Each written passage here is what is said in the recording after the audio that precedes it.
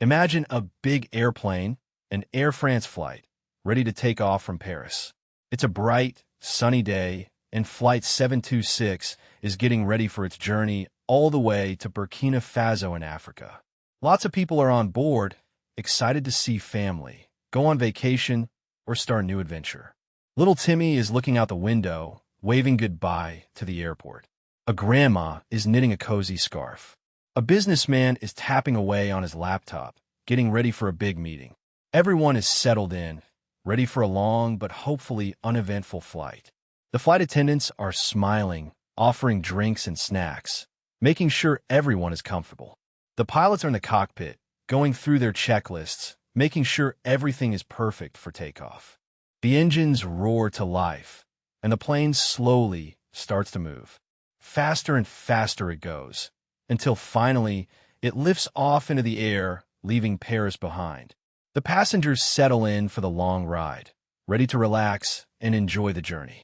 Everything seems normal, just like any other flight. But little do they know, something unexpected and scary is about to happen high up in the sky. Hours into the flight, as the sun began to set, painting the sky in shades of orange and purple, the peaceful hum of the plane was shattered. Suddenly, several people jumped up from their seats. They weren't getting up to use the restroom or stretch their legs. These people had scarves covering their faces and were shouting loudly, waving their arms. "Everyone stay in your seats. This plane is now under our control," one of them yelled, his voice echoing through the cabin. Passengers gasped and whispered in fear. Little Timmy clutched his teddy bear tightly, his eyes wide with worry. The knitting grandma dropped her needles, her hands trembling. The businessman quickly closed his laptop, his face pale.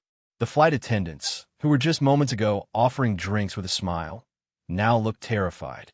The hijackers moved quickly through the aisle, pushing and shoving, making sure everyone obeyed their orders.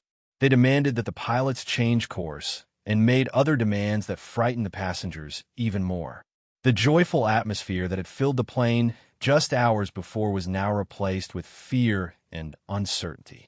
The passengers were trapped thousands of feet in the air, with no idea what was going to happen next. Amidst the chaos and fear, one passenger remained surprisingly calm. It was a man sitting quietly near the back of the plane, seemingly lost in thought. This wasn't just any passenger. It was Ibrahim Traoré, the leader of Burkina Faso. He was traveling in disguise, hoping to have a peaceful journey. But now, with the hijackers in control, his plans had changed. He knew he couldn't just sit back and do nothing. He had a responsibility to protect the people on board. However, he also knew that revealing his identity right away could make things even more dangerous. Traoré was a smart and brave leader. He had been trained in the military and knew how to handle difficult situations. He decided to observe the hijackers, to understand their motives, and to find the best way to resolve the situation peacefully. He knew that acting rashly could put everyone at risk. So he took a deep breath and began to formulate a plan. He was a secret weapon on board, and it was time to figure out how to use his skills to save the day. Traoré knew he had a choice to make. He could reveal himself immediately and try to overpower the hijackers with force. But that would be risky. People could get hurt, and the situation could quickly spiral out of control. Instead, he decided on a different approach, one that relied on his understanding of people and his ability to negotiate. He understood that the hijackers had reasons for their actions, even if those reasons were wrong. He decided to try and understand their point of view. He believed that by talking to them, he might be able to find a way to resolve the situation peacefully without any bloodshed. So, he took a deep breath, stood up, and slowly walked towards the leader of the hijackers. He raised his hands to show he meant no harm. "I want to talk to you," he said calmly, his voice steady despite the fear swirling around him. "I want to understand why you're doing this." The hijacker, surprised by Traoré's courage, hesitated for a moment before nodding slowly. The negotiation had begun. Traoré sat down with the leader of the hijackers, a man named Omar, in one of the empty rows of seats. He listened carefully as Omar explained why they had taken control of the plane. Omar spoke of injustice, of people suffering, and of his belief that they were fighting for a better world. Traoré didn't agree with Omar's methods. but he understood his anger and frustration. He asked questions, trying to understand the root of their problems. He learned about the prisoners they wanted released and the reasons behind their demand for money. As they talked, Traoré noticed that Omar, despite his tough exterior, seemed to be listening too. He wasn't just shouting orders.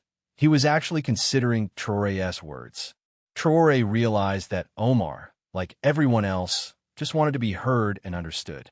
He carefully crafted his responses, showing empathy and respect, even as he disagreed with their actions.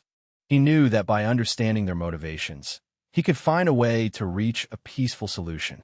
This conversation was the first step towards bringing the plane safely back to the ground. After listening to Omar, Traoré carefully considered their demands.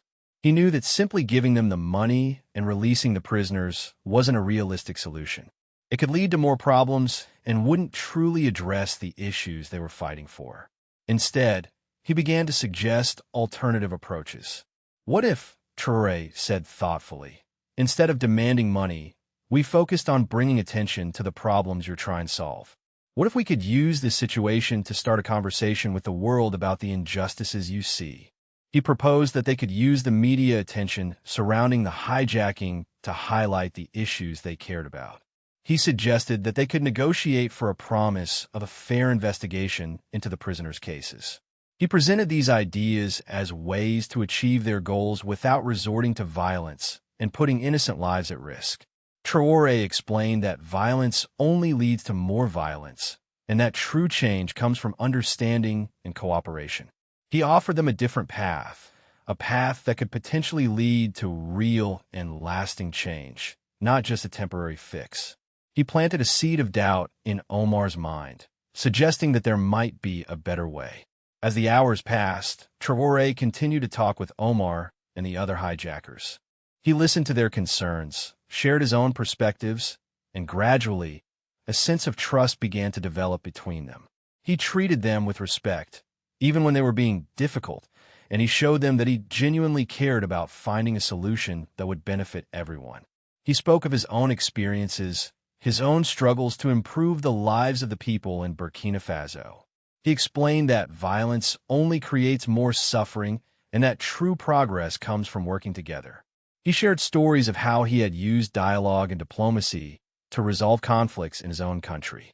Slowly, the hijackers began to see Traoré not as an enemy, but as someone who understood them and was genuinely trying to help. They started to relax their guard, to listen more attentively, and to consider his suggestions more seriously.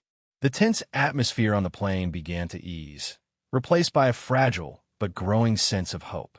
Even little Timmy, who had been so scared, started to smile again, sensing that things were getting better. Finally, the plane began its descent, preparing to land in Burkina Faso. Traoré knew that this was the critical moment. He had to convince Omar and the others to surrender peacefully. He spoke to them one last time, reminding them of the promises he had made. The promise of a fair hearing, the promise of bringing their concerns to the world's attention. He explained that if they surrendered peacefully, they would have a chance to make their case heard. But if they continued to fight, they would only face more violence and suffering. He emphasized that he would personally ensure that their voices were heard and that their concerns were addressed. Omar looked at Traoré, his eyes filled with uncertainty. He had come to trust this man, this stranger who had shown him respect and understanding. He looked at his fellow hijackers, who were also waiting for his decision.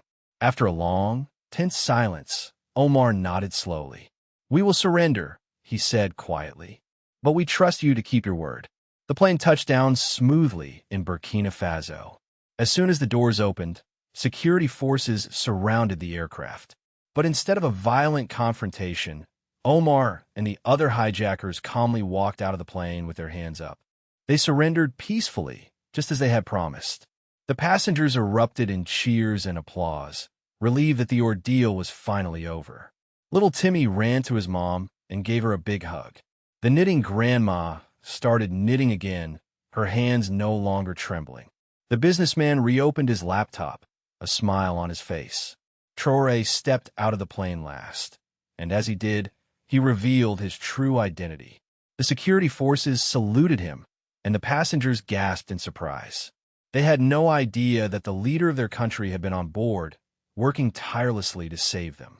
The news spread quickly, and soon, the whole world knew the story of the Air France flight and the leader who had chosen dialogue over violence. The plane was finally safe on the ground, and everyone was safe because of Traoré's courage and wisdom. Standing before the crowd, Traoré spoke with a calm and powerful voice. Today, he said, we have shown the world that dialogue is stronger than violence. We have proven that understanding each other is the first step towards peace. He went on to explain the importance of listening to different perspectives and finding common ground, even with those we disagree with. He emphasized that the hijackers' concerns would be addressed fairly and that he would personally oversee the investigations into the issues they had raised. He promised to work toward a more just and equitable society for all. Traoré's words resonated deeply with the passengers and the people watching on television around the world. He had not only saved the lives of everyone on board, but he had also offered a powerful message of hope and reconciliation. He showed the world that even in the most difficult situations, peace is always possible if we are willing to talk to each other and listen to each other with open hearts and minds. His actions were a testament to his leadership and his belief in the power of diplomacy. Back in Burkina Faso, people celebrated Traoré as a hero. They cheered his name in the streets and praised his wisdom and courage. They knew that he had not only saved the lives of the passengers on the plane, but had also shown the world a better way to resolve conflicts. Children learned about the hijacking in school, and they were inspired by Traoré's example. They learned that even when faced with difficult situations, it's always better to talk and find peaceful solutions. They understood that understanding each other is more important than fighting, and that even people who seem very different can find common ground. Traoré's actions had a lasting impact on Burkina Faso and the world. He became a symbol of peace and diplomacy, a reminder that even in the darkest of times, hope and understanding can prevail. He proved that a leader's true strength lies not in their ability to wage war, but in their ability to bring people together and find peaceful solutions to even the most challenging problems. He was, without a doubt, a true hero. Years later, the story of Air France Flight 726 continues to be told. It serves as a reminder that even in the face of fear and uncertainty, dialogue and understanding can triumph over violence. It teaches us that every person, no matter how different they may seem, deserves to be heard and understood. And so, the tale of Ibrahim Traoré, the leader who chose to talk instead of fight, lives on. It is a story of courage, wisdom, and the power of peace. It reminds us that even one person can make a difference in the world, simply by choosing to listen and understand. Think of Traoré the next time you face a difficult situation or disagree with someone. Remember that talking, listening, and understanding are always the best way to find a solution. Just like Traoré, you too can be a hero, not by fighting, but by choosing peace. And that is a lesson worth remembering. And what happened to Omar and the other hijackers? Traoré kept his word. He made sure their concerns were heard, and he ordered a fair investigation into the issues they had raised. While their actions were wrong, Traoré understood that they were driven by a desire for justice, however misguided. The investigations revealed some real problems, and Traoré worked to address them. He understood that true peace required not just ending the immediate conflict, but also addressing the underlying causes of the conflict. He worked to create a more just and equitable society, where everyone had a voice and everyone had a chance to succeed. The story doesn't end with the plane landing safely. It continues with the hard work of building a better future, a future where violence is no longer seen as the only option.